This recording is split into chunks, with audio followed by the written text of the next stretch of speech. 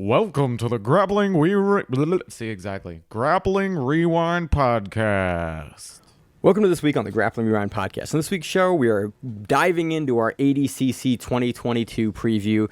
Miranda and I have spent the last probably 3.5 hours going through every single entrant in ADCC 2022, all 98 entrants, and basically pulling through who they fought, maybe where they're going to end up in bracket. And basically, we're going to discuss this week in this show how things have gone in the past with the people that are in ADCC. As always on the show, I'm your host, Maine, joined my co-host, Miranda. Hey, Miranda. Pretty good. How are you? Doing pretty good. That was we anticipated that taking, I don't know, a couple hours. Yeah, not like 3.5, 4 hours. It took about double the time we thought. Full disclosure, so we're doing this the week before we fly out to ADCC. We're flying out like that Monday. Yeah, so we're going to do one more show before we fly out. Yeah. Unless you want to do a show like middle of the night Monday from Vegas. We could do that too. We land in Vegas like 11 o'clock. And not enough time to get the show out on Tuesday. Okay. But so we'll probably do the show that Sunday, so another week. But so this week's show, we're basically just going to run through and talk about who has faced who already, and then sort of how that went. Talk a little about some of the grapplers that are in it, and then on next week's show, as we get closer to bracketing, we'll have a week to kind of digest. Maybe figure out where some brackets are going to line up in kind of some more depth and talk about matchups the actual matchups that we're likely to see. So we're going to preview that a little bit this week, talk through what we know so far for ADCC, and basically give you a rundown of, hey, this guy's already fought this guy, and it was 5 years ago or 4 years ago. So for some of these, we didn't pull super far, but a lot of them we did. We went back to like 2017 for kind of most people. For most of them. But some guys are really active. And sometimes results aren't where they're supposed to be. Oh, yeah, that was fun. Yeah. Many times where it's like, do we have that match written down? Nope, it's on this other guy's record and not on his record. Yeah. So if we miss stuff, feel free to shoot us a DM. Follow us at Grappling Rewind on Instagram. We're going to basically rev up our ADCC coverage now and then we'll at take the event pictures itself. And all kinds of fun stuff Pictures while we're there. and videos and interviews and generally sort of just, follow us there. Share the show with your friend if you want to get your friends into kind of what is ADCC. This week in news, I don't think we have a ton of news. There's a couple of replacements this week. Majid Hage is in. Was he in last week? I think he was in last week because I think both him and Owen were in last week, right? So I think we have those. I don't think we have any because they were my additional two favorites shifts. that made it. People are now, we're starting to learn, we're starting to find visa issues. Visa issues are always something we get usually within 1 to 3 weeks out. Guys figure out that they can't get visas to come to the U.S. and they kind of wait to the last minute to get the verification on that. So it is very possible we have a couple of more replacements come in as people can't make it into the U.S. It happens every year, pretty much in every country. There's always someone from one of the countries. In all honesty, they should be getting in at least a week ahead of time. So most of the guys are starting to fly into Vegas like soon. Like this week sometime you should be flying into Vegas. Right. In theory. Because we're coming into Vegas like a couple days before. We're coming in as like fans and press. Well, I'm going to do the Open, so I need like a little bit of time to prepare for the Open. To acclimate. So we pulled through every division. So let's talk about we got thank you fight to win bet. We have betting odds rankings, betting odds. Yes, betting odds. And for the most part, honestly, I actually really like the betting odds. So I actually want to talk about those first. Okay. We'll run through the betting odds. Then I think we'll run through the divisions, unless you think there's another way that we should do it. We should. You want to do it when we do divisions? I think we do each division. Okay. Which division do you want to start with? Well, we're going to start at 66 Let's start in the order we did it initially. So, just because that way we don't confuse ourselves. So men's 66. So we have also the super fight, which is Gordon Ryan and Andre Galvao. They're giving Gordon Ryan minus 600 favorite, Galvao plus 300 underdog. Not really surprising. Not really surprising. I think that would have been a significantly wider had we not seen the Pena matchup, but that's still, pretty sizable favorite for Gordon. We'll talk about that. Probably that will be a big focus of next week's show when we get kind of into specific matchups, talk about the kind of the tactics and that. But so look forward to that next week, Gordon Ryan versus Andre Galvao, and then a bunch of other ones. So men's 66. Garry Tonon is a plus 35 underdog. And so basically everyone, 135. Because you have divisions, it's picking the winner. So there isn't a single person aside from Gordon Ryan in his division at plus 99 who is a favorite. Who's a favorite. Everyone else is an underdog, and that's how pretty much how big divisional sports work for odds, is that pretty much everyone's an underdog because you have 16 people and you have to figure out how they're bracketed and all that stuff. MMA odds are weird too. There's some bizarro odds. But anyway. So we have Gordon Ryan at a plus 135 favorite here, above Kennedy by 5 points. He's a plus 40. So it is interesting. In 66, we have no returning champion, and Garry Tonon gets that top seed. I have him personally seeded at 2, but I don't necessarily think the 1 seed is wrong. It makes a lot of sense. We've talked about it a lot off air. Yeah, we have. A lot of these guys have losses to other people in the division and wins against people in the division, and also outside of their division have wins and losses. Like, there are a lot of matches that you can blueprint against people in this division. Like, Tonon has a couple of losses to JT. Yeah. When we talk about the records for the people in the division, we are specifically only talking about people that are currently in their division. Yeah. So when he pulled Gary's record, like, we didn't look at any of his, matches against like Rotolo or against JT or anyone that's, and Wagner. Because Garry isn't generally a 66. He's more of a 77. And I think that was kind of the thing that was kind of most surprising for a lot of the guys we pulled was there have been some pretty significant weight changes. And some of them are ages, like Cade and Ty. I mean, they're young. Yeah. So, of course, they're going to bump up. Yeah, Ty was at 66 in 2019. Now he's at 88. Like, he just skipped 77. Now, Cade's in 77. So, a lot of the guys that are on Ty's record are either in 77 or 66. Yeah. They're not in 88.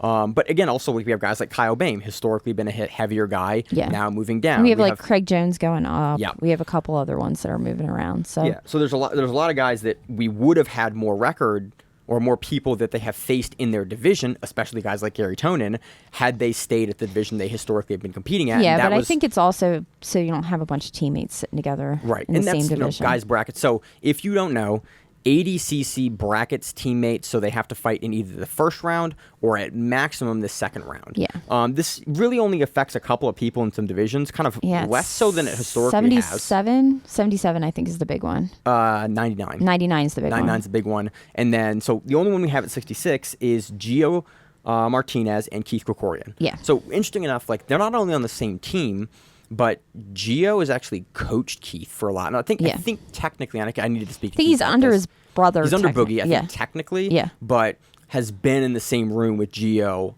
a lot. Yeah. And they've trained together. I'd say a lot. I think they have trained together a lot. They have. In the past. But I think Keith, from what I've seen at least recently, is Keith isn't training as much at 10th Planet. I mean, he is training at 10th Planet, but he's also training a lot with John Combs. Yeah. And he's been training outside of the fight to win sphere. The 10th Planet sphere. The 10th Planet, like, San Diego scene. Yeah. So that may be in a preparation to have a match against Geo. Guys move around a lot for ADCC to really cater their training camps to that. But that is a matchup that we are going to see those guys on the same side of the bracket. Most likely, based on how the bracketings work, they'll meet in the second round if they both make it through. Yeah. Which, again, given their history with the organization and the event, ADCC, could absolutely see them both moving through. Keith has 4 trials medals, 3 of them silver, 1 of them gold finally. Yeah. Geo has been in ADCC since 2013 or 15 Who knows? or something. He's been in there for a while. Since Jeff Glover was in there. Been in there a very long time. They both have a ton of experience in the rule set. Wouldn't surprise to see them Jeff meet. Glover will probably be there with his little dog again, he was at West Coast Trials. Probably. So we'll talk about that match this following week when we talk about matches that we are definitely going to see. Some recent rematches that we have. So Keith has recently faced Ash Williams in a non-ADCC rule set, which was Grapple Fest, and that was a close decision. So again, ADCC prioritizes placing rematches in the finals only, but they really heavily weight if that match took place in ADCC rules or not in ADCC rules, and they prioritize world championship matches over everything. So if you guys met at the finals of the last ADCC World Championships, you are going to be on the opposite sides of the bracket. Yeah. If you all met in trials, you will most likely be in the opposite side of the brackets. If you met at another organization this year, like 6 months ago, you'll probably be on opposite sides of the brackets. But as you see, it gets a little complicated at times. It gets complicated. And we attempted to bracket, and it was we spent about an hour attempting to start bracketing, and then realized we're going to be here for 7 hours. Yeah. So we just went through the matchups today, and then we'll try to kind of piece some bracketing together for next week if we can. So, and Keith had 2 recent matches with Cisneros. Yeah, and those are both under ADCC rule set. Yeah. So he has the West Coast Trials win, and that's by sub. And then last week, and we talked about on the show, he has the fight to win match that Cisneros took via decision, very close. So I think, based on how this division looks, they'll probably bracket these guys on opposite sides because they do have a recent match where Keith beat Cisneros in an ADCC rule set, and they did fight again recently. So they have 2 recent matches in the last 12 months before the event where they fought each other. I will see them on the opposite sides of the bracket.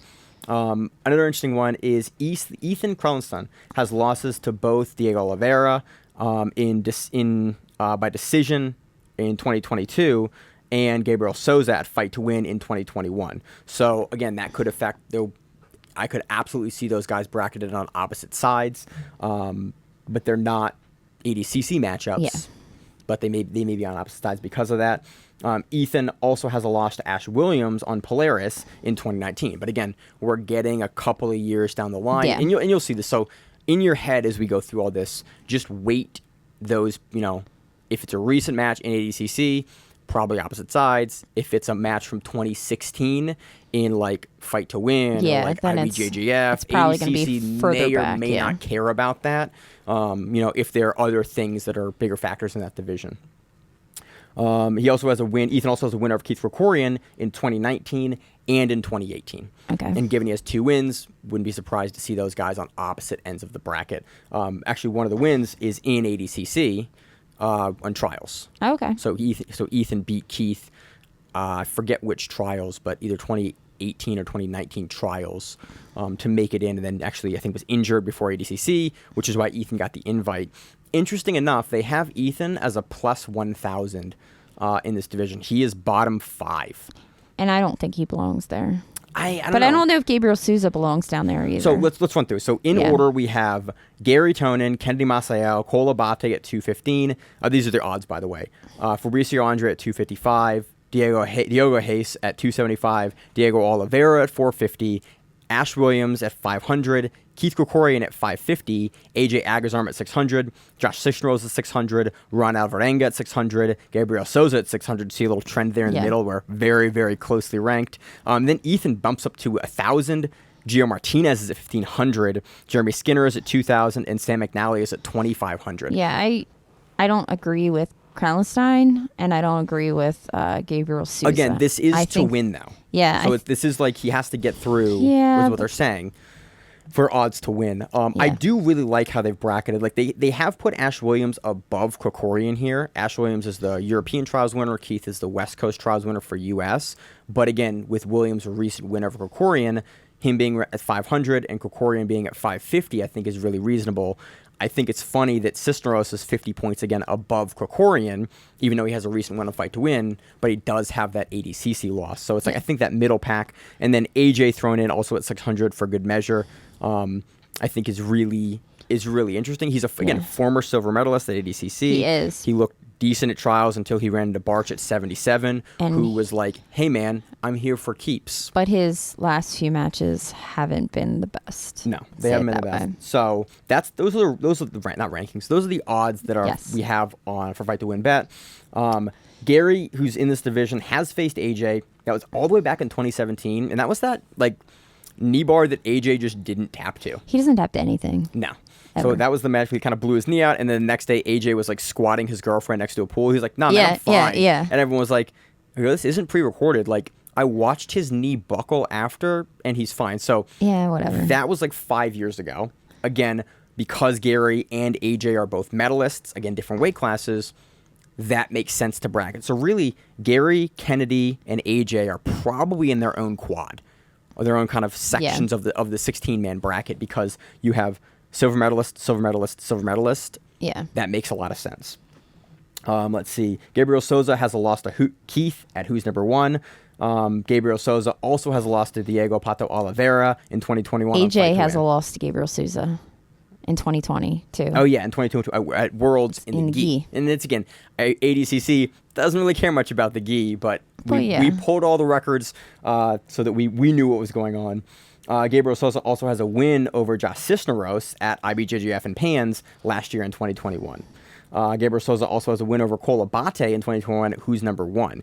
And so I think the who's number 1 rule set, I think, is very similar to the fight to win rule set with how it's going to be seeded in ADCC, but recent matches with high-profile people like Abate and you see Souza, that doesn't matter with betting odds because Cole Abate still has better betting odds than Souza, which I think is really interesting. Like it's a decision win. And I think it was close, but I don't remember that being a controversial win. No, I don't either. I remember going, yep, that's reasonable. So that is curious that like Cole is ranked so high. Diogo Reis or Diogo Reis or Diego Oliveira. Oliveira is actually above Souza, and Souza. No, he's lost 3 times to him. Yeah. Okay, so that makes sense too. Yeah. So again, we spent 3 hours running through these to get just notes on the board. If you hear something incorrect, yeah, we're trying. It's a holiday for us. We're trying. We're trying the best that we can. Gabriel Souza has 3 losses to Diego Oliveira in 2021 at Nogi Worlds, at EUG, which was also a Nogi event, and in 2020 at Euro Pro, and a win in 2019. So they faced each other a lot, but Diego Oliveira has historically beaten Gabriel Souza, which makes sense that Gabriel Souza is below him in the rankings there by about 150 points for betting odds. Gabriel Souza also has a loss to Kennedy, who's ranked number 2 in 2020. So really interesting division. There's a lot of guys that have faced each other, a lot of guys that haven't faced each other. It will be very interesting. We're probably going to see Garry and Kennedy for pretty much every bracket. The top 2 guys will probably face the lower 2 guys, which is Jeremy Skinner and Sam McNally. They'll probably be how we see most of the bracket shake out, especially because for most of the divisions, the lower 3 or 4 seed people haven't faced anyone at the top. True. So it makes seeding really easy. You can kind of slot those people in, very easily. And historically, that's how brackets have been made. In this bracket as well, first Fabricio Andrey. He's 4th. Yeah, there he is. Yeah. Fabricio Andrey has a loss to Diogo Reis at ADCC trials in 2022. So again, read into that, probably opposite sides of the bracket. Fabricio also has a win over Kennedy in the gi in 2022. So, probably not going to be in his quad there in the bracket. Fabricio has a draw with Keith on Polaris. Again, with the Polaris wins, especially in that team squads format, I don't know how they're going to bracket or seed those or how much they're going to consider that, because it's such a different rule set. Yeah. And it's like you're not really fighting there's no points. You can only win by sub or draw. It's kind of like quintet. Yeah. And especially if there's a draw, just a draw between 2 guys and no one won, I actually don't think they'll probably consider those very high when it regards to seeding because it is such a different rule set. But there's a lot of guys that have recently on Team Brazil or Team US or Team UK and Ireland have recently gone against each other on the Polaris format. Fabricio Andrey has a draw with Keith and Polaris. He has a draw with Geo on Polaris. He has 2 wins over Diego Oliveira in 2021, and he has a win over Ruan Alvarenga in 2021 as well. So, tough. For me, we got about, halfway through bracketing this up. And it's definitely not the easiest to put together. Yeah.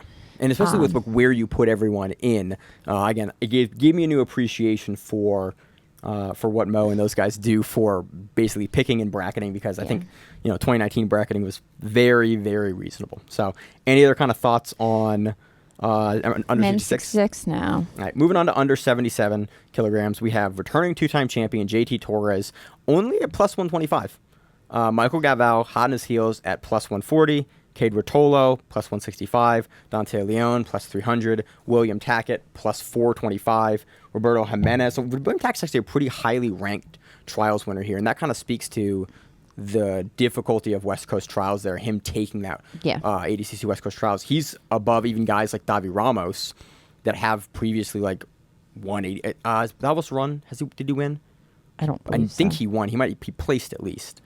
So William Tackett is at 425. Roberto Jimenez is at 450. Davi Ramos is at plus 450. Nicky Ryan plus 475. Andy Varela at plus 500. PJ Barch at plus 500. Tommy Langecker plus 500. Renato Canuto plus 550. Lachlan Giles done dirty at plus 800. Oliver Taza plus 1250. Majid Hage plus 1250. And then Kenta Iwamoto at plus 2500. So, do we have two B team guys at this? We have Kenta Iwamoto and Nicky Ryan. I don't know if we really consider Kenta a B team. I don't know if we consider him, but we've seen a bunch of footage of him training at B team. And so I think they'll probably put him against Nicky in the second round. Because, again, and given Nicky's seeding, I could see that or I could not see that. Again, Nicky's a hard one to kind of pick for. This bracket has a ton of guys that have faced each other before. Where I think we're going to see probably JT versus Kenta Iwamoto as the first one because, again, they're putting Kenta at plus 2,500. Either him or Majid. Yeah, because they're both late replacement. Majid is a late replacement after a dropout. Kenta's a winner, but Majid is a late replacement. And so when we're seeing in the odds here, they are definitely ranking the Australian trials winners significantly lower, and even some of the European trials winners significantly lower. And that's just how the odds are folding out. Whether you agree with that or not, there's some phenomenal talent in those brackets, but they are getting ranked significantly lower. There's also a difference of 2 or 3 matches to win as opposed to like 8 matches to win. Yeah, and that comes into play here because we have like Andy Varela and PJ Barch, who both didn't win West Coast trials in the middle of the pack above guys like Langacker, who won their trials, and Lachlan Giles, who's been to ADCC multiple times before. Like I think it really does speak to the odds makers how highly they are ranking. I don't think Lachlan's come out of Australia recently. Has he? Has he been in? He's doing seminar tours. Oh, okay. Yeah, he's doing seminar tours in Europe and in like tropical paradise places. So he's been around. So he's been around, but he's been doing sub meta and like he's been having a kid and stuff like that. We are going to see, I think, JT and Kenta, and then the second round, if Kenta is able to pull up one of the biggest upsets probably in ADCC in a long time, we'll see Nicky Ryan versus Kenta, or we'll see JT versus Nicky Ryan. Yeah. And kind of based on the seeding for Nicky, that matchup makes a lot of sense. He's middle of the pack. Yeah. Kenta's lower pack. If you're bracketing with how guys end up, that will probably be where both guys end up. That is rough matches for both guys. But again, the B team guys have probably been looking at JT's game for many years now and like game planning for JT. I think Keenan has also been at B team recently, and he trained for years and years and years with JT. I watched a bunch of videos of Keenan at B team. So it wouldn't surprise me if they've picked up a lot. Keenan was he looked a little sloppy. A little out of shape. A little out of shape a little bit. And it's been some time for him. It's been some time. So we're also going to still watch it because it's fun. Yeah, it's awesome. I like watching Keenan. We're going to see Varela and PJ. They're going to be on the same side of the bracket. Yeah. They're both 10 Planet guys. Varela and PJ, did they meet? Yes, they did. At trials? Yeah. It's down there. PJ lost to Varela in ADCC trials. Yeah, West Coast. Yeah. So you want to do it this way or you want to do it the other way? No, we can. So let's run through PJ first. No, let's start at the top because if not, we're going to get lost in our pages because we've been doing this shit for way too long. Couple hours now. So also, we want to also mark that William Tackett and Hanato Canuto are both checkmat. Yeah. And so they're probably going to be on the same side of the bracket also. Even though they don't train together, they're both in the same association. Yeah. Historically, they try to get them to go. Yeah, so it's like if you train together, it matters like more. But if you're in the same association, it also matters. They're not going to put two guys that are in the same team. Yeah, they don't want two checkmat. brackets. Yeah, and they don't want two checkmat guys at the very end. Yeah, and they just don't do it anymore. Yeah. So we have Cade. So let's talk about Cade because Cade is ranked number 3 right now. Atos been looking amazing recently. Recent win over Garry Tonon. Who did he fight on? Him and his brother on the same one card. Was it Shinya? Yeah. Shinya Aoki. Yeah. And then Tai beat Gary. Yeah. But again, different weight classes. Cade has 2 losses to Roberto Jimenez, 1 at the 2020 Kumite for Third Coast Grappling, and 1 on road to ADCC, which was a rear naked choke. Yeah. So very kind of curious. It was a year and a half ago for that, but it is the same ADCC rule set, and that was kind of done by blessing of ADCC. And Roberto Jimenez, if he gets a leg locker round 1 or 2, I don't see him lasting very. Historically, that's been like his big weakness. Yeah. And so it's like he is ranked number 6 right here in the bracket. But if he gets somebody like Nicky, even like a Nicky Ryan, could probably like take his leg off. or like Andy Varela. Like the two of them, give or him Taza or Lachlan. It'll be interesting. And he can bolo and get around guys, and he can take anyone's back in the world. I just think Jimenez is the guy in this bracket, not to talk too much about like potential matchups this week, that has the biggest like X factor. I was really surprised that he won the trials. Yeah, it also depends if we get like the crazy looking Brazilian trials winner where he's rubbing his hands he's in like the mat. he's rubbing his hands in the mat and looks like a crazy person. Like if we get that Jimenez, if we get the guy that looks like he's next level, like absolutely can beat most people in the world. But if we get the guy that struggles with the leg locks, that the ADCC is not the place to have that problem. So then we go back to Cade wins against Majid in East Coast Trials. Yep, for ADCC. So that's not a match we will probably see unless it's an opposite side finals. Yeah. Cade has a win over PJ Barch at East Coast Trials finals. Again, not a match. Those guys will probably be on the... So we probably have Cade on the opposite side of the bracket as Varela. Dude, if we have a PJ versus Majid match, that'd be great. I love both of them. I love both their styles, and I think it would be interesting. Yeah, that would be a super fun hot fire. Again, there's literally not a match at 77 that you can make that I'm not. Oh yeah, they're all great. Like every other division has a couple matches where it's like, that would be maybe not a fun match. At 77, every single one of these, I'm gonna learn something about the game. I'm gonna learn something about how the matchup's gonna play, and I think a lot of these guys have been playing really close to the chest with like what you're seeing out of their camps.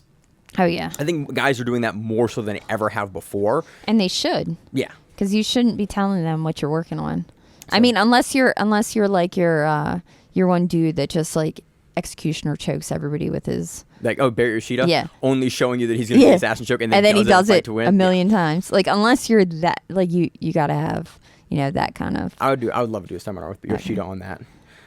We have PJ Barch. He has a loss to Varela at ADCC West Coast Trials. Again, even though they met already, they're going to be same side because they are teammates. Yeah, because they're 10th planet. Both 10th planet, even though they don't train in the same room in the same part of the country.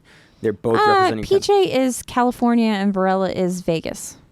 Yeah, it's not really. They're different. You can drive between the two. You can drive, but you don't. It's 3 hours. That's like 5. Is it? It's like 3 hours. Like 5 hours. That's like 3 hours. It's like us in New York. Yeah. Yeah, we drive up there to train sometimes. I take the train because fuck driving. PJ Barch has a win over Dante Leon at Grapple Fest. It's a ref decision, but he does have a loss to him at Nogi Worlds in 2021. Yeah, so I remember watching that match, and it was a points match. It was a very good match between both of them. But again, not either in ADCC, so probably not a big match we see unless it's finals. But Dante's a medalist versus Barch, who is a trials winner. Yeah. Or sorry, not a trials winner. Very reasonable that we could see that matchup on the same side of the bracket because of like the credential there. PJ has a loss to Nicky Ryan, who's number 1. That was the match I think that Nicky Ryan blew his knee out. Correct? I believe so. I think that was the one. And again, looked really good. Like that was a very interesting match for both guys stylistically. Yeah, because it was some weird like Nicky Ryan came up weird. Yes. Like it was like a wrestle up that just didn't go over. Blew his and he finished the match out. Like props to him. But so that was that's one of the most recent Nicky Ryan matches we have. He was a guy that was really weird to pull for this kind of exercise because he doesn't have a ton of matches with the guys in his division. No, he doesn't at all. He was like He's also smaller. I believe he was historically smaller, and he's been out for a minute. PJ has a win over Oliver Taza at Nogi Worlds, and that was a decision win in 2021, and he has a heel hook loss to Taza at 2020 in BJJ Fanatics. Yeah, which again, kind of similar to the fight to win rule set in that way. So not an ADCC, but definitely have matches. PJ also has a long time loss. Has a loss in 2018 to Renato Canuto on points in Kasai.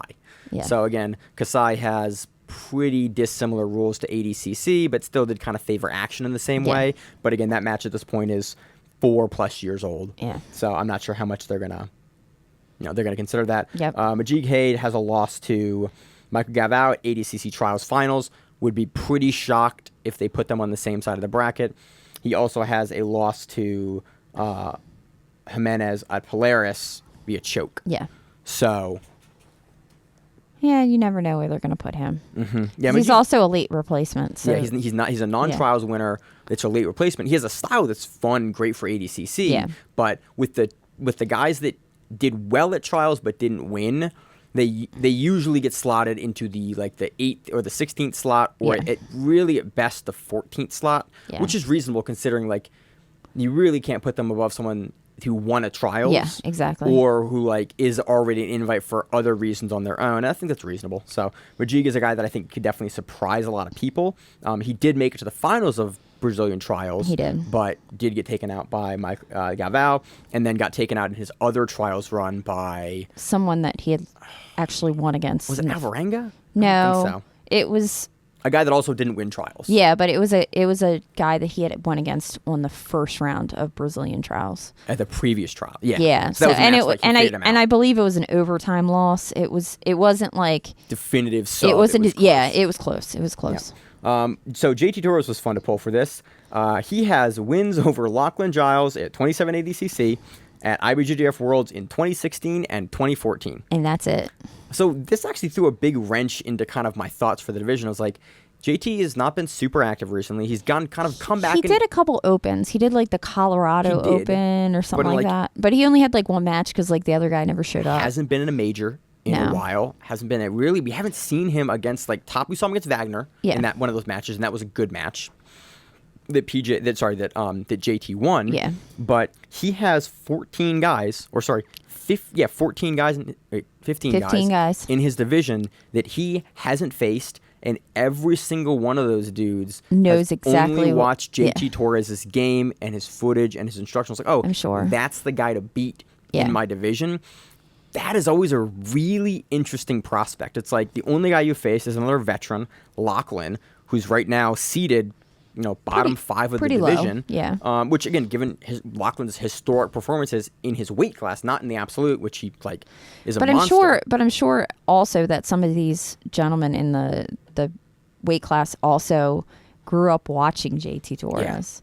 Yeah. So their styles are going to be very similar to his. Mm-hmm. So it'll be interesting to see if he has the ability to kind of adjust push a game that everyone knows. Yeah. Unless he's changed up his game in the last couple of years. Probably has.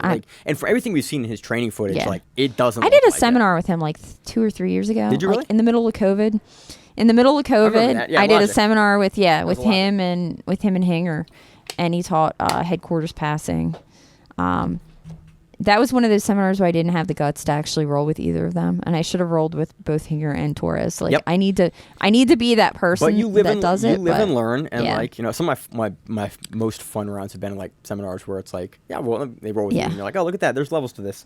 I think that's in pulling this. That was one of the weirdest things was that he has faced Lachlan. That's it. Yeah. And that's why Lachlan again hadn't. Did we pull Lachlan? I think we might have not pulled Lachlan we didn't for pull this, Lachlan. but I don't think Lachlan's not past couple years hasn't. Yeah, I don't think he had very many. Right. Very many. Into William Tackett, who right now is ranked number 5 in the men's 77 kilogram division. He is. He has a win over Varela at ADCC West Coast Trials 2022. Yeah. Go back and watch that match. It was fire. It came after a phenomenal weekend of great matches, and you can kind of learn a lot from Tackett's game and Varela's game. Varela is super, super aggressive. I don't think that's a rematch that they put up early because of how exciting it could be, and that we just saw it. Yeah. And Tackett won. I think it was a decision win, or was it a points win? Did he get his back? I think. I don't remember. I remember what happened. I'll look it up. I remember being very, very fine with Tackett winning that, but it was close. But again, not a matchup we're probably going to see, with Varela being, Varela's middle, kind of ranked about 8th, 9th, and Tackett's 5th, so they're kind of close, which potentially you could see him swap. It was points, in brackets. 4-2. Yeah, so again, a very close match, but a lot of fun. Tackett has a loss to Michael Galvão, who's number 1 by decision in 2021, so pretty recent loss. They're also ranked. Galvão is 2nd. Tackett is 5th in this bracket. Probably not going to see them. He has a win over Dante Leone, who's number 1 on the same event via calf slicer.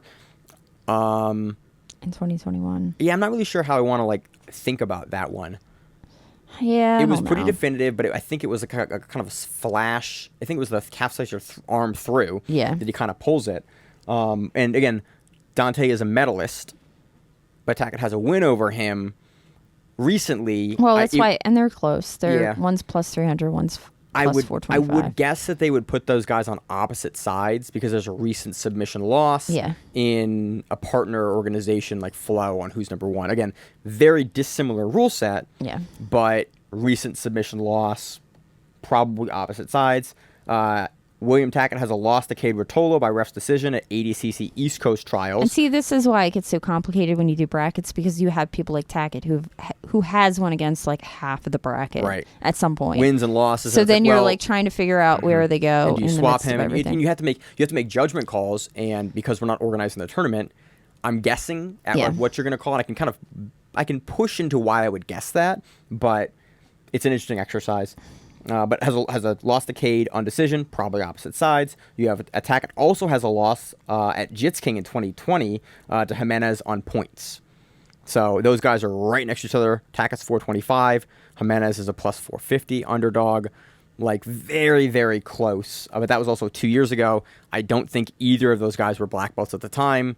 A lot's changed. Yeah, so a lot's changed on this division. I think is really interesting as well because you have a lot of newer black belts. Yeah, and you have a mix. You have like Majid is an old school veteran black belt, but still pretty young. Yeah, Lachlan, old school veteran black belt, pretty young. Hanato Canuto, old school veteran black belt. Tommy Langecker, old school veteran black belt. JT Torres, old school veteran. Then you have like guys like Dante, been around for a bit. Davi Ramos, old school veteran. And you have Barch, Varela, Roberto Jimenez, William Tackett, Cade, Micah, all guys that are like younger, that are like really, really. So this is the most. I don't know. I think I would. Different. I think I would also separate some of them out. Like Micah, Cade, let's say Nicky Ryan are all like under 21, right? I think Ryan might be a little bit old, but they're still young. I know he's 21. Like we looked this up. Nicky Ryan's 21. Yeah, they're young. Cade's 19. Yeah. Nicky Ryan's 21. Micah's 18. He's 18. Yeah, now. like, and that there. Jimenez, I think, is maybe 22. I hate saying this, but there is a difference between an 18-year-old and a 30-something-year-old. Absolutely. Like there's a reason. Difference. Like we see. Go look at Cade in ADCC at 66 as a child in 2019, and then go look at him versus Garry Tonon. Sorry, Ty. Like. That's a different dude in a couple of years. Like that doesn't even resemble the same person. Oh, the other thing, I just thought about this like off the top of my head, is that Majid hangs out with the Riatolos. Because you always see them all surf together all the time. Yep. So they might actually put Majid and Cade. That's a really good point. I don't know what they'll do with them because they like. Do they train together or just hang out together? I don't know. And because does ADCC care? It's normally like you see it's like AJ Agazarm. Is it AJ Agazarm? AJ Agazarm, but AJ Agazarm is at 66. Yeah, because AJ Agazarm like coaches Majid, and then Majid like surfs with the Riatolos. Yep, and then AJ hangs out with Ty and Cade at Atos. Yeah, because now AJ is part of Atos now. Do we miss that actually? Are there any other Atos people at 66? No, because Cole is AOJ. And they made the split a couple years ago. So another interesting thing is JT Torres is probably not representing Atos anymore. He's probably representing Essential. Yeah. So there's potential, but again, depending on how ADCC views that, and I just thought about something else too. Do you notice that there are no TLI people in this entire event? Oh, that's a first. Because Kerchik would be your only your only TLI. And I just thought about not here anymore. Yeah, Shane's not here this year. Yeah, because I just thought about JT Torres used to be TLI back in the day. Yeah, because he tells some funny stories about those. Kimmy Keenan and the whole Fighter House. Yeah, the whole Fighter House thing. Getting raided by the cops a couple times. Yep. I just think it's really interesting that if Majid is potentially hanging out with the Atos guys, if potentially you're going to see him. You know, if they consider JT still reps Atos on the big events, but I do think he represents his own thing. I think he does too. Jiu-Jitsu. I think Essential because Fionn Davies is also technically under Essential now. Yeah. So let's a couple more. We got Renato Canuto has a loss to Tommy Langecker at 1FC 2 weeks ago. Yeah. And that was a pretty definitive loss. Again, significantly different rule set, but very recent definitive loss. And he has a 2018 loss by Triangle Armbar in IBJJF at the Euros. So 2 losses. would see that factoring in if they can. Canuto also has a loss to Dante Leon at Kasai Pro in 2020 and a win over Dante Leon in 2019 at Kasai. Yeah. So Renato Canuto also has a win over Taza in ADCC 2019. Okay. So that again, remember your ADCC matchups are matchups you are not going to see again unless they're finals, unless they cannot avoid it. And this is a division you can probably avoid it in. So yeah, because they're both lower ranked in their division, so they can kind of go up. Probably opposite sides either way. Nicky Ryan has a win over PJ Barcher, who's number 1. Which is the knee blowout. Yep, and he has a win over Dante Leon at Road to ADCC, and that was on points in 2021. Yeah. So I think they'll also consider the ADCC Road to ADCC stuff. I think they should put that because like a lot of weight it was into endorsed by ADCC, and it was refereed I think very, very similar to the World Championships. It just wasn't the whole half your match is sub only, half your match is points. It was all points, wasn't it? I don't think so. I think it was ref's decision. It was the whole thing was no points. It was ref's decision. No. It was I think it was regular, and I think there was no overtime. Oh, okay. They didn't go to overtime. They went to decision. But they didn't do points, right? Wasn't it sub only? I think they did. Okay, I'm gonna Google this. I think that was the point of the event. Although it's been 1 year, and we don't remember. Of course, it's 1 year. We don't remember how the exact matchup went, the exact point structure of the organization. So that's all we have for 77. 77 is we're going to get a ton of matchups. I can't wait to talk about potential matchups next week. I think we're going to get too far into the weeds for 77. If you're listening to this section of the show and there's a match you want us to talk about next week, shoot us a DM and we'll see if we can do it. On to 88, we have mandatory matchups. We're going to have Atos, we're going to have Hinger, we're going to have Tai, and we're going to have Hulk. Those are all Atos. We did talk about on the pre-show. We weren't sure because Hulk now has his own gym that he's made in Portland. If he was going to I think it's technically Eugene. Yeah, Eugene, Oregon. Which is like slightly south of Portland. Yeah. But that if he's going to actually be technically Atos or not. Right. But Tai was a student of Hinger, right? Because Hinger is the kid's coach. The child coach. The kid's coach. Yeah. And so Tai technically grew up under Hinger. Yeah. Which is interesting to think about. So I think that we're going to see those guys on the same side of the bracket. I would be pretty shocked if suddenly Hulk's been gone for 6 months or a year and they don't consider him part of Atos as far as ADCC goes. Yeah. Because I would guess that Andre would probably still coach him if he's not against a teammate. Yeah. So, think about that. 88 bracket, we have Mateus Diniz, your champion, at plus 25. We have Lucas Hulk Barbosa at plus 140. We have Ty Rotolo, plus 150. Mason Fowler, plus 250. Pedro Mourinho, plus 350. Wagner Hosha, plus 375. Josh Hinger, plus 400. Sanji Ribeiro, plus 500. Giancarlo Bodoni, plus 500. Isaac Michel, plus 600. Jacob Rodriguez, plus 950. Isaac Bahentz, plus 1,000. Owen O'Flanagan, plus 2,000. Alexandre De Jesus, plus 2,500. Santeri Lilius, plus 2,500. And Roberto De Frias, plus 2,500. I think we have the biggest kind of range. We have 4 guys that are 2,000 or above in this bracket. And then we have a returning champion. We have a bunch of guys we have 3 guys that are less than plus 200. Yeah. And we have Mateus. Shitload of rematches in this one. Yeah, we have Mateus and Lucas that have won against each other like a bazillion times. Yeah. So Diniz, your returning champ. Diniz has a loss to Hulk at BJJ Stars in 2021. That's the whole. In my note there, Hulk won while asleep. Yeah, so that was that match. He got choked out, was up on points. Ref didn't call it, and then we had about 15 minutes of determining was he out, was he not, did it count? What happens, and if somebody goes out and they don't tap, do they still win? Very close match. We have Diniz has a loss to Hulk in 2019 Pans via points, a win at 2019 Worlds. If you haven't seen that match, go back and watch that match. In my note as the wildest reversal ever. That was the match where Diniz was choking Hulk with a collar choke, and then Hulk reversed it and choked Mateus with the same collar choke and won the Worlds. And it was just holy shit. Yeah. What did I watch? So that's that match. I love me some Hulk. He's fun. I love both these guys. Both of them are. Hulk pushes action. Yeah. And this is a funny one because they've gone against each other so many times. You wonder in ADCC how different it looks. Hulk has a loss. Diniz has a loss to Hulk at Pans 2018 and in Worlds at 2018.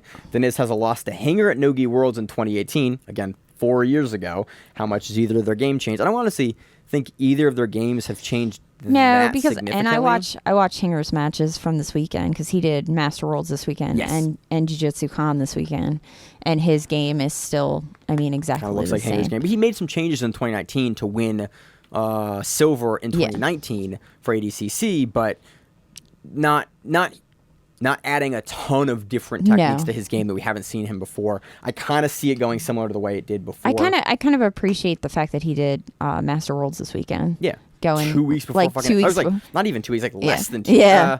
No, technically 2 weeks before. 2 weeks. Which is just like, good for him. He's probably already in Vegas, though. Yeah. And so he's just going to stay in Vegas, with my guess. No, he'd probably drive back to San Diego. It's right, it's close. 5 hours, maybe. God, those lucky dudes. Yeah. I dropped my brother off at the airport today at 4 a.m. to fly to San Diego. Oh, really? To go back to drive across the country to come back here. Oh. Long story. San Diego's beautiful. I've never been. We have Deniz has a win over Hinger at Kasai in 2019. That was a rear naked choke. Deniz has a win over Hinger at 2019 at ADCC. That was on points. I see us not seeing that match unless it is a finals match because we already saw it in 2019. And like they're not going to do it for your champion. I think they're also going to do a Hinger Hulk or Hinger, like Hinger's going to get either Hulk or Ty like pretty early in the bracket. Yeah, I mean, it's like, either one or two. I think Hinger, I think you're going to have, I think we thought about this. I forget if Hulk medaled at ADCC last time. I think he got taken out by Gordon, so he didn't. I think you're going to have Hulk facing one of them first, and the second one will be Ty and Hinger because Hinger's a medalist. Yeah. So they're going to put Hingers in the second round with whoever that is. Yeah. Would be my guess of how that's going to bracket. We'll talk about that next week. That's a really interesting one because, again, it's weird to watch. We have a couple guys that are like, you're fighting your old coach. Yeah. Like, that's weird. And Gordon and Garry talked about how weird that was, too. It's like, that was the worst match ever. Where you have to choke. You have to try to beat your own coach in a tournament. Like, I can't imagine the stress that causes. Hulk has a win over Bodoni at Subversive in December 2022. That was very recent. He also has a loss at Nogi Pans December 21 and a wins at Pan Am's Absolute in 2020 and in the division in 2020 as well. So they've faced each other a bunch of times, but most recently Hulk has the win at Subversive. And it was close. And technically Bordoni is Lucas Lepre.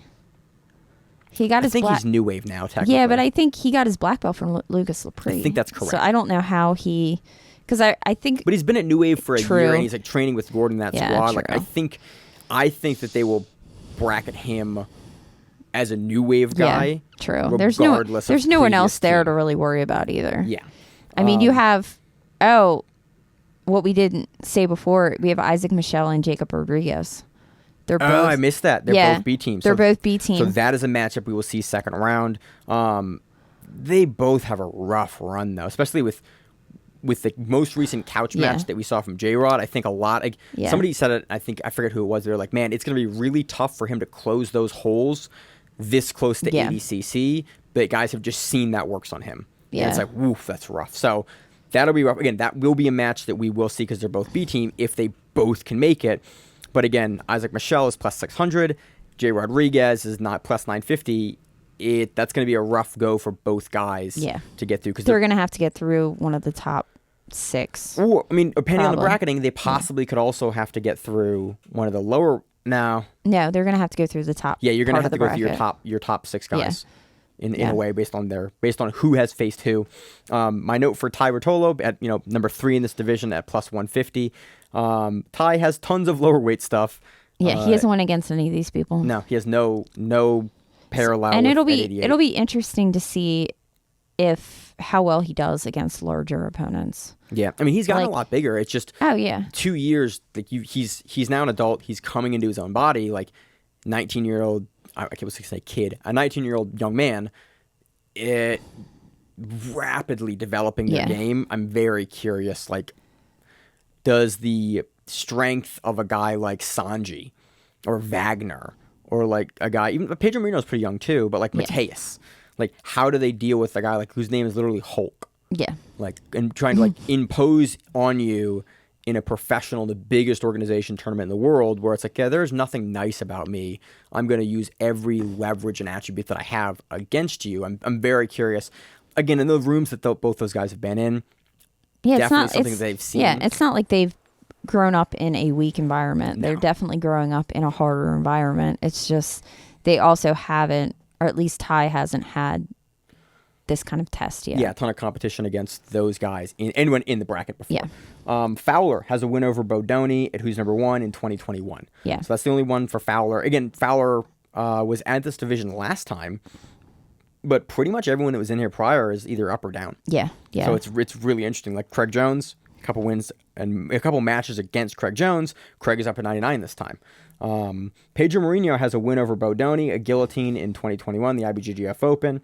Pedro has a win over Wagner at Nogi Worlds on points and a loss to the Third Coast Grappling Kumite 2020 in points, so 2 years ago. He also has, Pedro has a loss to Mateus Diniz 2019 ADCC. So that's a matchup that we don't see again. Well, they're also both in the top 6, so they probably will be matched with the lower 6. Yeah. But I think we're going to see Pedro and Mateus probably on complete opposite sides because they actually have an ADCC World Championship match against each other. Wagner has a win over Hinger in 2021 at who's number 1. Wagner has a win over Bodoni at Nogi Worlds by decision in 2021. Wagner does have a loss to Ty, and this again didn't pull up on Ty's record when we pulled it, in 2019 by ref's decision. So that's the only one that we have, for Ty. But again, that was when Ty was a child. I like how we have Wagner, draw, Wagner, BJJ bet. I don't know. Is it? I wonder who we meant to say was that it Hulk? Wagner, yeah. So yeah, we're into page 2 of the notes here. We're gonna look because we were trying to. We've done again the best we can with 2 people in a basement, pulling up 198 different records of people with. If you've ever tried to pull a jiu-jitsu record, good luck, because it's like looking up a kickboxing record, because sometimes stuff's not there, sometimes guys are misspelled, sometimes they're out of order, sometimes they're different order, sometimes the names are wrong, sometimes the names are changed. It's very, very interesting. Hinger does have a win over Azaki Bahens, who's also in this bracket, kind of dead in the middle. At the end at plus 1,000 in 2017, and that was like a guillotine Darce combo. But I think in the interview that I did with Hinger in 2019 after he won, it's on the Grappling Rewind YouTube page, you can find it, he talks about that. I'm not sure, but he may talk about that, or at least I talked to him about that. It might have been at another time off camera. Regardless, really interesting division. Did you find it yet? No, because it's not there. Yeah. So it might have been like somebody else. So again, 88, very interesting division. There's no way for me to check at this point. With a lot of like guys that are very have very low odds to win, and a lot of like close favorites at the top. So interesting division. Moving on to plus 99, the mandatory match. He won against Sanji Ribeiro. Oh, Sanji BJ Bet? Yeah. Okay. So he's got to get Sanji BJ Bet. Sanji, again, also another guy, historically has not gone against a ton of the guys in this division. There's a lot of like newer talent in this division in a way that there wasn't in 20. Like, the other guys really were barely on our radar in 2019 in this division. Yeah, it's interesting. There's a lot of newer blood in this division. Plus 99 does not have that problem. No.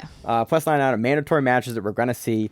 Luke Griffin and Margali are both New Wave. They will have to meet in the second round or in the first round. And let's go through the odds for this one. Plus 99, Kainan Duarte, your former plus 99 division champion, now has dropped down to under 99 at 130 underdog. Yuri Simoes is a plus 170 underdog, and that actually surprised me a little bit. Historically, Yuri's been up, but now him dropping down to under 99, they're ranking number 2. Yeah. Craig Jones is plus 175. Nicholas Margali, 4 no-gi matches in, plus 300. Interesting. But again, all the gi accolades, like that, that is really interesting. Just watching him, his most recent match versus Lovato, and like how he did in that match, like apparently the odds makers are really favoring that heavily. It's interesting to see a guy with that little no-gi experience have that level of confidence going into a no-gi match, but all the world titles in the gi apparently make up for it. Pedro Marino is plus 300. Same thing as Margali. Paulo Ardilla is plus 450. Patrick Gaudio is plus 450. Rafael Lovato Jr. is plus 500. Vinicius Trator Ferreira is plus 500. Devontae Johnson plus 550. Elder Cruz plus 650. Luke Griffith, trials winner, plus 800. Kyle Bain moving down to 99, under 99, plus 1,000. Owen Livesley, late replacement here. We just got last week, plus 2,000. Joao Costa, plus 2,000. Henrique Sassoni, plus 2,500. And Pedro Teponen, plus 2,500. So as far as mandatory matches, again, we have to see Luke Griffin and Margali go second round. That's interesting because both guys have a possibility to make it to their next round. Luke Griffin's only a plus 800 and Margali's plus 300. Like, we could actually see that match. We're probably going to see kind of Duarte versus Henrique Sassoni or Pedro Teponen because Pedro is a plus 2,500 odd there. Is most likely a match that we're going to see, your first versus your 16th. I don't think anyone would not have Kind in this division as pretty solidly number one. But he does have. If you look at the two ends, you could also see a Craig Jones versus Owen Livesley, which would be an interesting match because Owen would just try to like wrestle and be aggressive, and Craig would just try to pull and scoot around. I think stylistically, it'd be very interesting. It'd be interesting if they. That's another thing is like a lot of the B team guys. We've seen a ton of their wrestling on Instagram. Yeah, but I don't think if I was a smart person that I would try to wrestle Owen Livesley. No, he's a Commonwealth Games medalist. Again, Owen's a guy that we've seen a little bit on Grapple Fest and on trials. I mean, he'll throw the shit out of you. Yeah, I think he's a Commonwealth Games gold medalist in judo. He is. In 2013, I think was. Yeah, it was a long time ago. Yep. But he's a black belt in jiu-jitsu. Like, he's got a really interesting standing game. He's going to definitely be imposing. I think he's going to throw a lot of guys off because he is a human brick shithouse to take down. He's aggressive. And he's aggressive. Yeah, we saw that in his Grapple Fest matches. Like, go back and watch his matches on Grapple Fest. You can kind of see, like, guys are kind of struggling with him on the feet. He has made a bunch of highlights in that organization and UK organizations, just like with his Greco and just getting in on guys in no-gi. He's slippery, he's hard to get a hold of, and he can body lock very, very well. I think he throws a big wrench in this division. I think it's reasonable to have him at plus 2,000 because he does have the loss to Luke Griffith in trials, but I think he could 2,000. He's definitely gonna create some problems for some of these guys. Yeah, absolutely. It really depends on like just how he looks.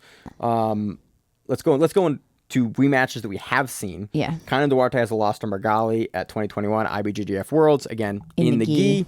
Also has a loss 2019 Brasileiros, but does have a win at Spider in 2019. All in the gi because it's Margali.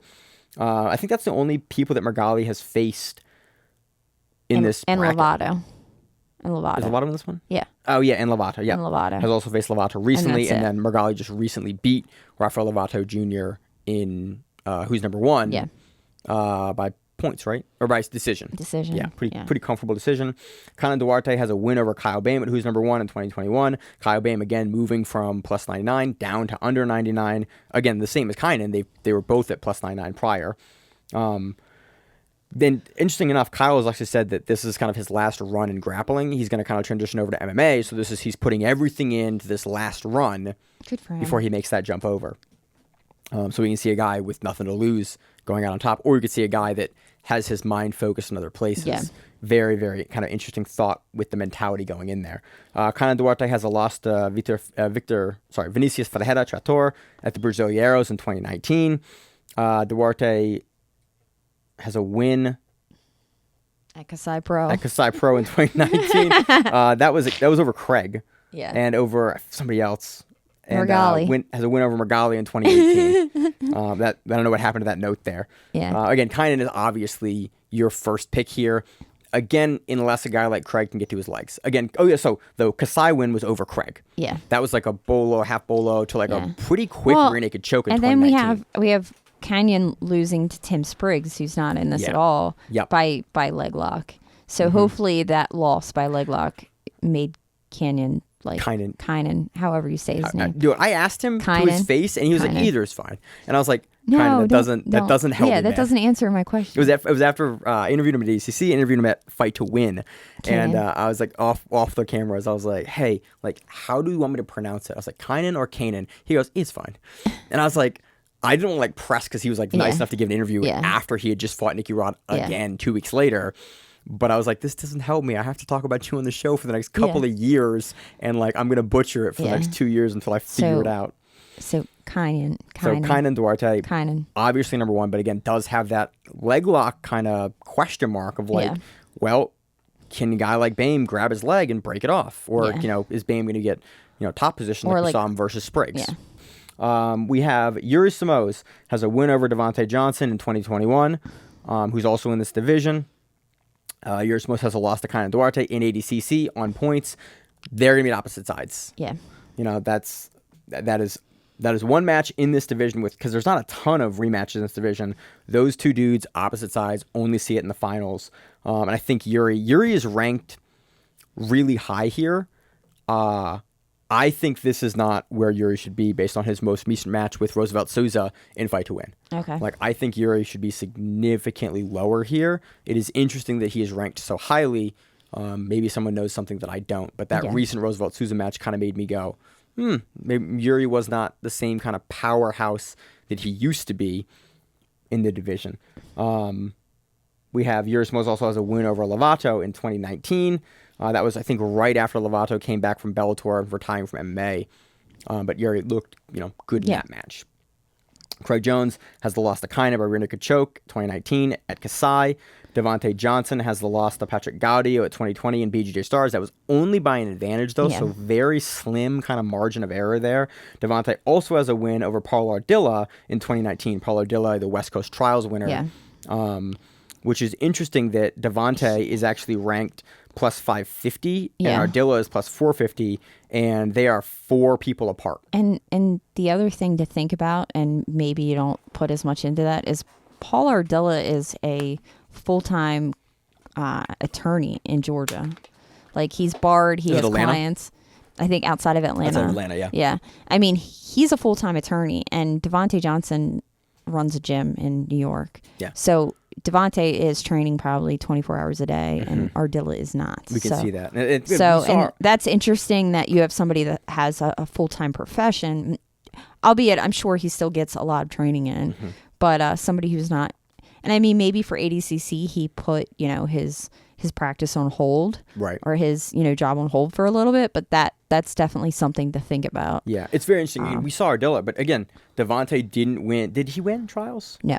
He didn't win trials for East Coast. I think he was invited, and then he was like second. Yeah, Ardilla did win. Yeah, and he won the second. He won the West Coast trials, which was, I think, we can both admit, the harder of the two trials. Oh yeah, that definitely. was like a crazy. And I'm not saying anything against Ardilla. I'm just saying that when we talk about this list or these guys, like, I'm trying to speak objectively about like what we're seeing.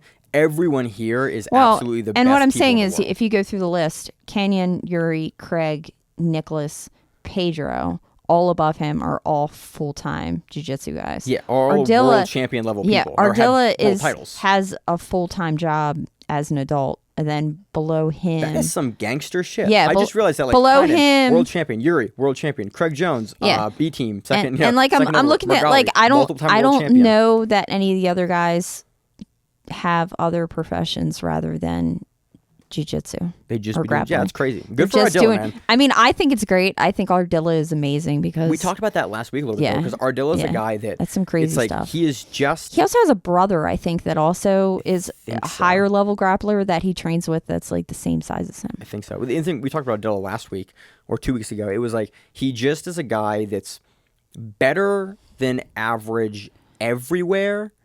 Like, consistently, like he's like everyone else has, like, oh, they're really good here, not as good here. Like, Ardilla's a guy where it's like he's not the best anywhere, but he is stronger than average everywhere. Yeah, so it's like he's a hard guy to game plan against because you can't push him out of a phase where he's not going to be like very, very good. And so I think that probably leads to why he's ranked so high in this division, because it's like, well, how do you beat the guy? It's like he's really tough to beat everywhere. Like Kynan, you can heel hook Kynan. Like Yuri, you can like Craig Jones, like you can stay around him. Like there's other guys you can kind of plan for. Ardilla, it's like I kind of like he's gonna be good everywhere, so he's gonna be really funny to beat. So that was, I think, a really interesting props to Ardilla for getting that plus 450, number 6, I think, of the division. Yeah, for the fight to win rankings. But again, Devontae does have a win over him 3 years ago in 2019 on points.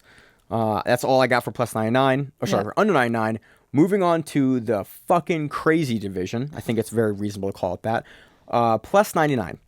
This division has 5 former or returning champions in it. This is an ADCC first. I went out and trained with John Hansen, who's the East Coast Trials winner for this division, a couple of weeks ago with Zach, who's also on the show. And did a ton of interviews with John talking about this division, his thoughts for this division, his prep for this division. That will come out after because we don't want to kind of blow John's training up in his spot. Great interviews, great insight, and interesting insight to this division.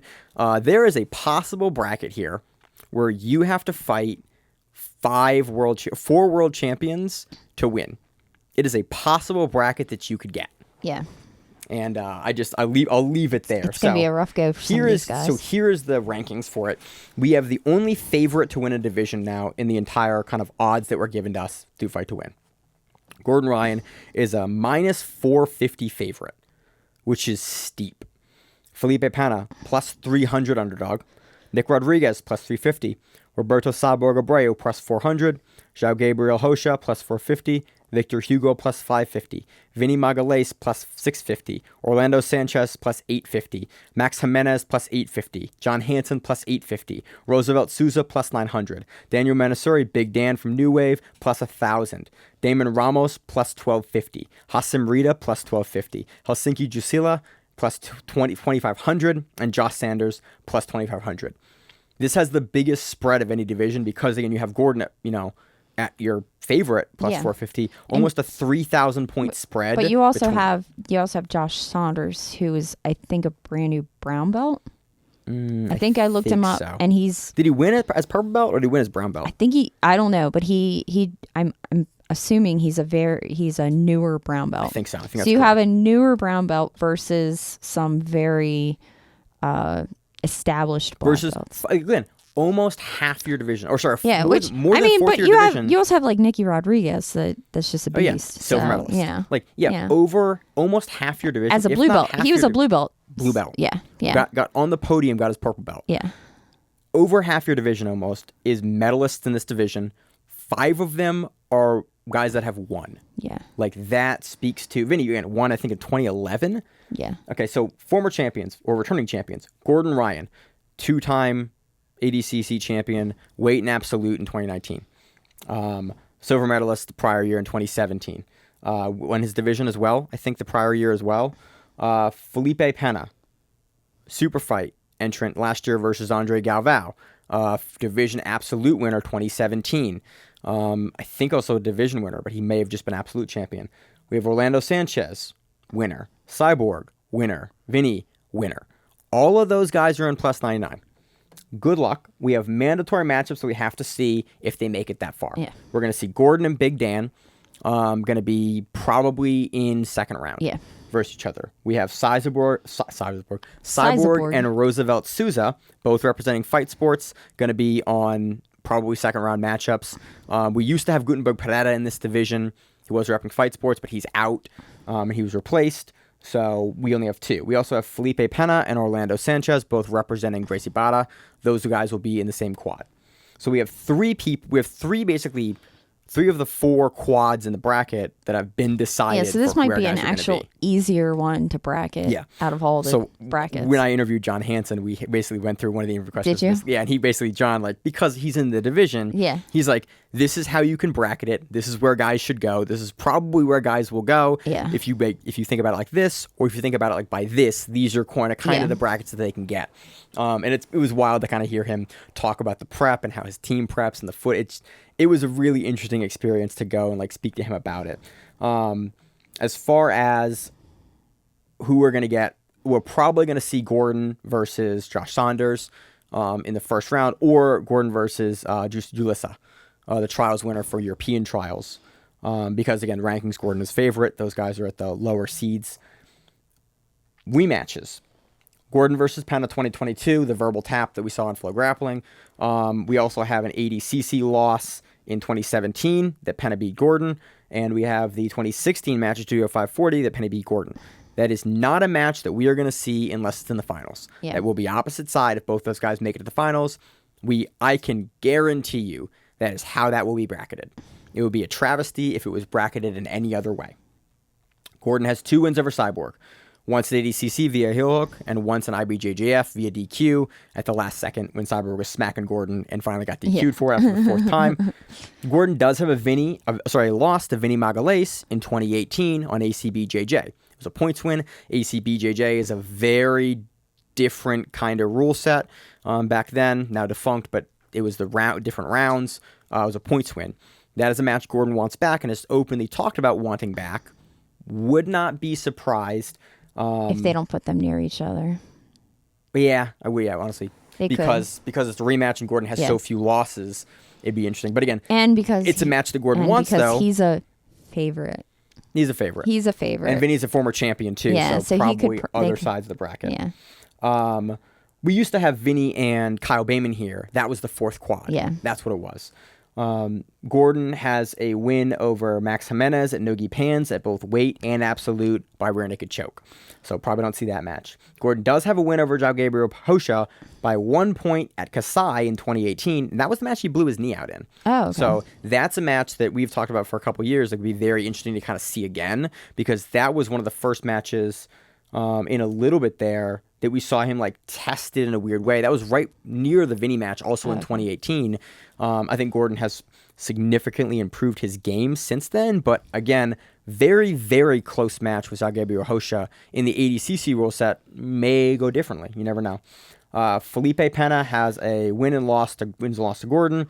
And then Felipe Penna was last year not in ADCC in his division because he was against Andre Galvao in the super fight because he won the absolute versus Gordon the prior year. Yeah. Gordon Ryan, winning the absolute last year, is now in his division and kind of doing something unprecedented, fighting in the super fight and a division. No one's ever done that before. Very interesting to Gordon to do both. Penna also has a win over Max Jimenez in 2021.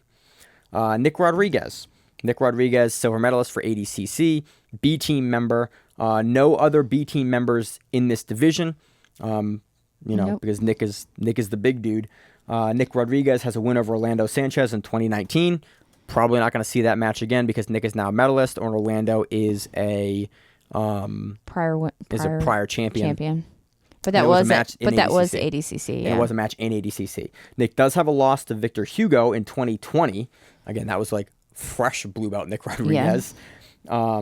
And then he has a decision loss in 2021 to Victor Hugo on Third Coast Grappling. Nick has a win over Cyborg by decision, ADCC 2019. Again, not a match we probably see because we already saw it. Cyborg's a champion. And Nick has a win over John Hansen at ADCC Trials, West Coast Trials in 2019. Probably not a match we see because we've already seen it in an ADCC rule set. The problem is with this is you start falling into a lot of situations like that, so we might actually see some of these matches. Yeah.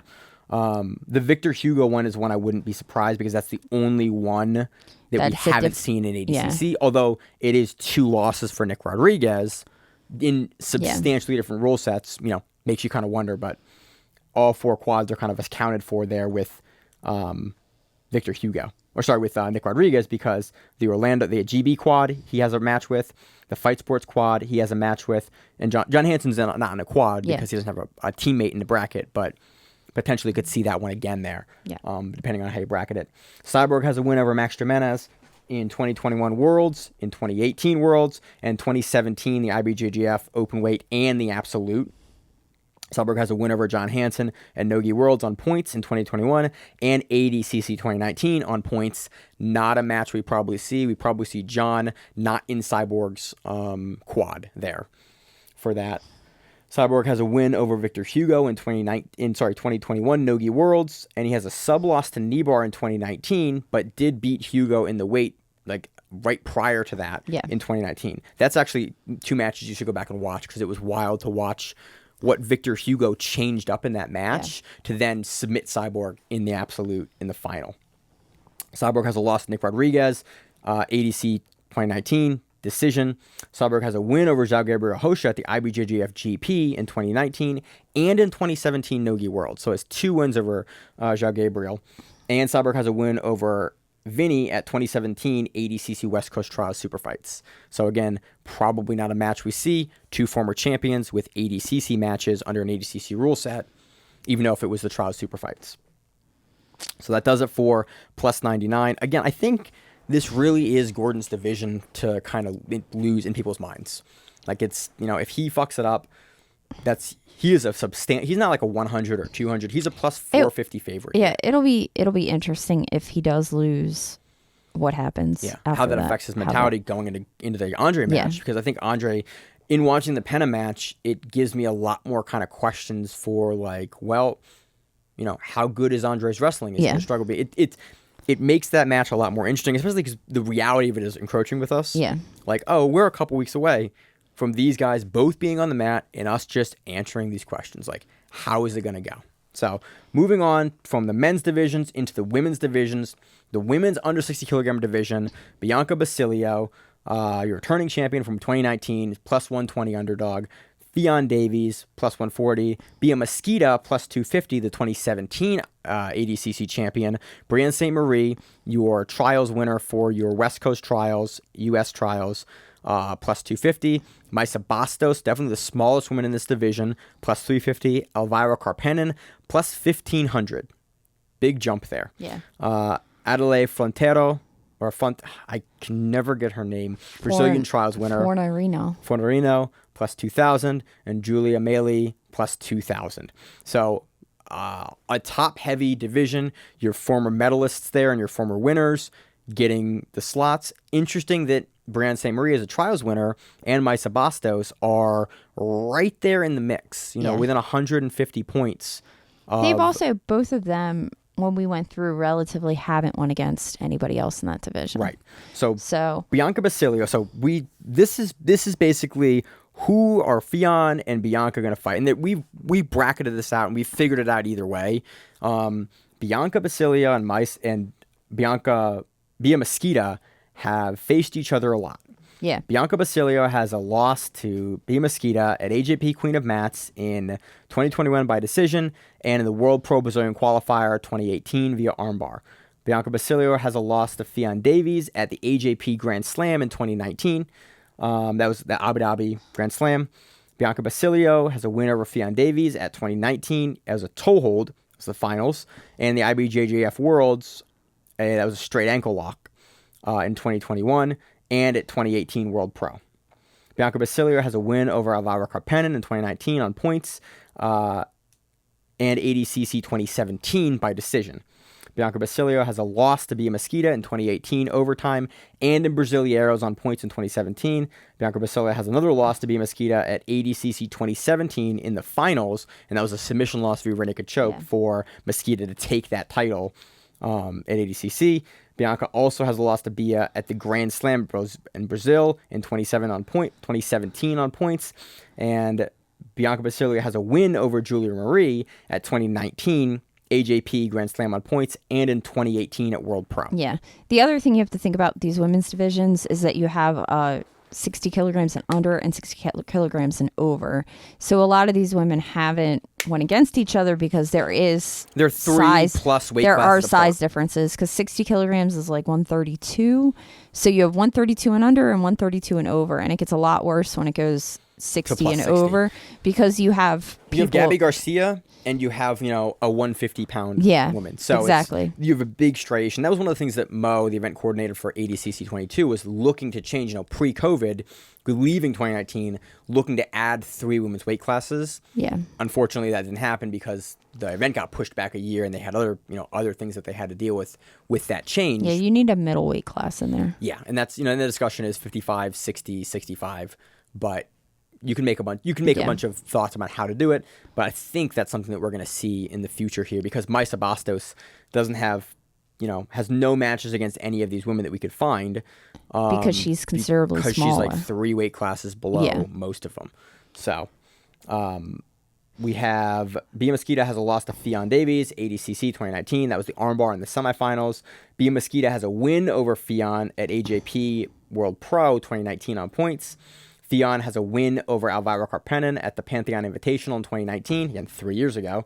And Fionn has a win over Julia in 2019 at the IBJJF Berlin Open and the Absolute, and at Pantheon 2019. Yeah.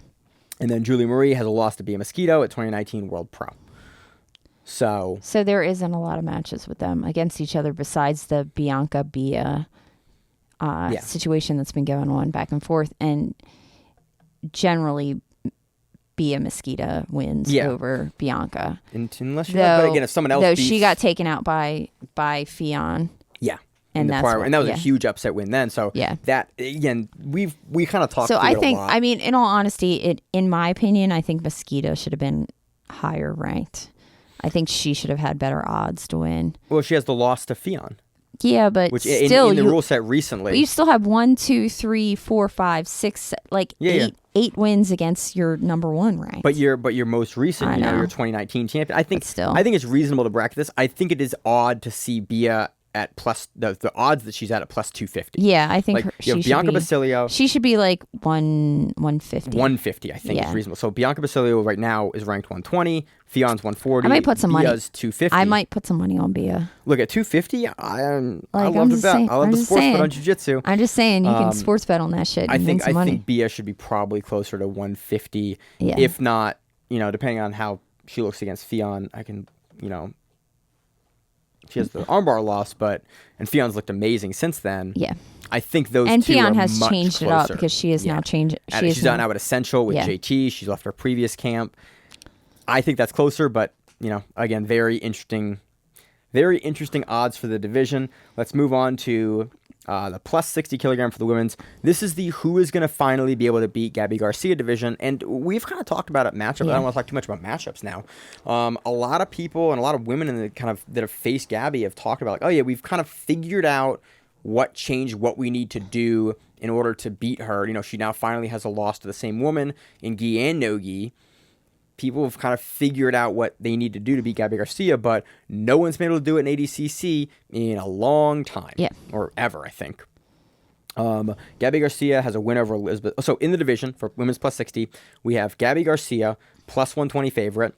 Rafael Geddes, plus 120 underdog.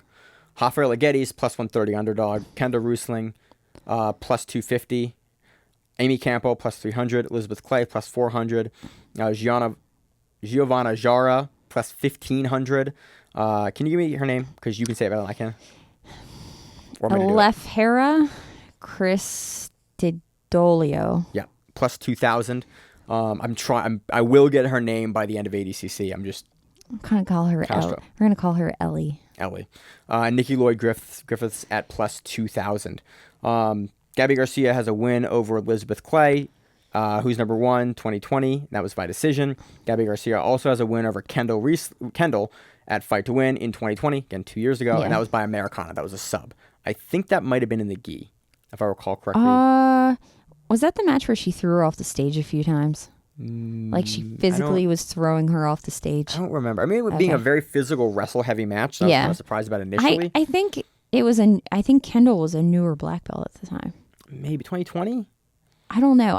Maybe I'm thinking of another match, but if it's the match I'm thinking about, might have been the Clay match. I think it was the Clay match. No, because Clay got under her. Yeah. And Clay got stuck under her and couldn't do anything. Couldn't get the knee bar. And I think Kendall was the one that they brought in, and she just kind of threw her off the stage a few times. She was kind of just trying to push her off the stage, not really doing anything else. And it just became this shoving match. Yeah.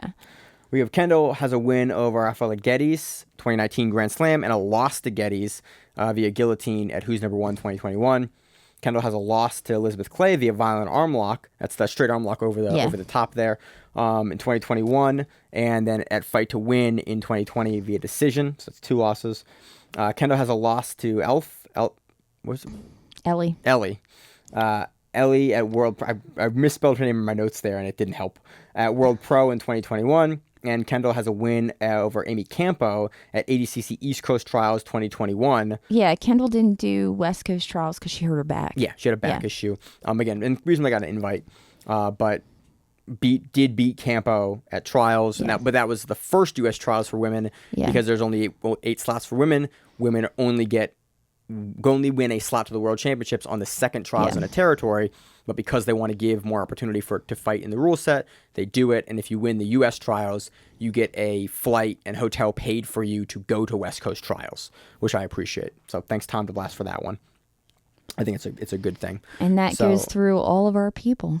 That is all the divisions. That is all the matchups that we could find. I know we're missing some. Jiu-Jitsu records are not very nice to look at. Yeah. They are incomplete. We a bunch of times in doing this, we're finding like, oh, this is on this guy's record, not on the other guy's record, or oh, this matchup is listed differently, or I appreciate it's actually something we can do now because prior to BJJ Heroes, it didn't exist, and BJJ Heroes has gotten better and better, and now we have BJJ Heroes, we have Topology doing it, we have Flow Grappling that has their own kind of system, although Flow absolutely needs to include the full name in the records. Yeah. Like the abbreviation of the name makes it not unusable, but pretty damn close to unusable. Yeah, especially people who have names. Especially with some of the G Souza. Well, S Souza. You also have people that are from nations that have multiple last names. Yeah. So you might not know the last name that they're then competing. Or guys consider because that's like a problem you get with IBJJF when you are watching that and you're looking at a name and you're like, I have no idea who that name is, but I recognize that person. That's his name. Okay, yeah. Azaki Braz. It's like mine comes up as Ray Yost. Yeah. Yep. Which no one would know my middle name is Ray. I'm giving out way too much information on the podcast now. So now you know my full name. So it's interesting. I would like to see, I appreciate organizations that do build records because it's kind of a thankless thing to do. Yeah. But it does help us. Like it helps shows like this and helps Flow, push us towards the legitimacy of a sport. Flow, it's a lot easier now because they have a lot of those matches already online in their system. And that's good. So we can actually see like it linked. We see the links, and that's always been my dream for like things like even in Fight Pass. This is something I wanted for years and years and years. Be able to pull up a fighter and then like, hey, I just click like, hey, playlist their last fights. Yeah. And it just puts all their fights in a playlist, and you can go watch their matches and like tab through. I hope one day we get there. So like a YouTube for our fighters, or grapplers and practitioners, because when you pull tape on someone, it's the interface isn't great. But if I could go to their profile, like almost like a smooth comp, and then click through like in the interface like a smooth comp has, and go, oh, this match, and look at these guys' last 8 matches. Here's the videos for them. Like for the tape study and the work that we do here in Grappling Rewind, it would make our job a lot easier. And I think those sort of resources help push legitimacy in sport because you can see like, oh, why is this guy such a monster? You can go point to his record. Yeah. And even like, I think 4 or 5 years, I can tell you 4 and 5 years ago, guys' records were not brought up in jiu-jitsu. Like it was, oh, he's 91-8. Like it wasn't brought up. Yeah. Occasionally it would be like a footnote. Oh, he's undefeated in 30 matches. Like it was a footnote. It was interesting. So that some people kind of kept track of like, oh yeah, this guy hasn't been beaten at brown belt. Or he's the first loss he took at black belt. But like you didn't quantify it as a number. Like in MMA and boxing, like in fight sports, historically someone, this guy and his record, he's 19-4. Yeah. In jiu-jitsu, no one really cared for years. And nowadays we're starting to see people's records be present in things like Topology and things like Flow and things like BJJ Heroes. They're showing it as like a number, like wins, losses, draws, no contests. And I think it's an unfortunate side effect, but I think it's also important to push the legitimacy of the sport where these matches have value, they have weight, and there's a reason guys are going and competing for those wins on their record, and that means a lot and it pushes the sport. So I'm looking forward to it. I can't wait for ADCC. If you have a matchup that you want to hear us talk about for ADCC or something that you think is going to happen, let us know. DM us at Grappling Rewind on Instagram. I'm looking forward to it. What's your week look like, Miranda? I'm going to train, try to lose some more weight so I can make weight for the Open, and do a seminar with Kaitera on Sunday. A gi seminar. Yeah, I might move it to the day before you leave. He's doing Saturday and Sunday, so I might try to see if I can move the Saturday slot to the. Hey guys, I'm flying out to ADCC after work on Monday. I might try to do that. Can I move? Can you give me the knowledge the day before? Well, he's there both days, so I can just. I initially picked Sunday because it was supposed to be no gi, and then it switched to gi at the last minute. Oh, that makes sense. For whatever reason, so I might try to switch that up. and they make my day a little travel. bit easier. Just because I have to get on to Virginia for it, and it's a little bit of a hike. A bit of a hike for you. And then I have to pack all my crap because I haven't even thought about it, and I have to pack all my crap for weight cutting, which is going to be fun. You're gonna be a joy to be around in Vegas the first couple of days. I only have a couple pounds. Like, it's not that bad. Look, I hope you have no pounds. It could be a lot. It could be a lot worse. I have 4 pounds to go. So that'll be fun. We have some the other teammates competing out in Vegas, so it'll be fun to coach. There's 3 of us. Be part of that. So I'm looking forward to it. I'm really just prepping, trying to clean the house prior to Vegas, so we can have someone watch the dog and not leave them a dirty house. So that's really my goal this week. Yeah. And then I'm looking forward to Vegas. I can't wait. Hopefully to do a bunch of interviews out there. And really just create some great content for Grappling Rewind and enjoy ourselves. Like, ADCC is what started the podcast, and it's kind of the reason why we do the podcast. And I love going to it and experiencing it, kind of all this lead up. It brings me a ton of joy, and I absolutely love it. So that's my prep for this week. It's definitely going to be a fun time. And it is absolutely going to be great. Yeah. So, as always in the show, I'm your host, Maine. To my co-host, Miranda. And the other Grappling Rewind, you see on the mat, whatever it is, stay safe. If you like the show, please consider sharing it on Facebook with the folks at your gym. It's the best way that we grow the show, and we really appreciate it. You can reach out to us on email. We also have Instagram. We have Facebook. We have Twitter. We have Google+. Until that shuts down. We have a website. If you have an event you would like to have us cover, please let us know. If you have a name, like most people do, and you'd like to have us stop butchering it, let us know. Reach out to us. The show is also available on YouTube, Spotify, in addition to iTunes and every other podcast service. We very much appreciate your time, and thank you.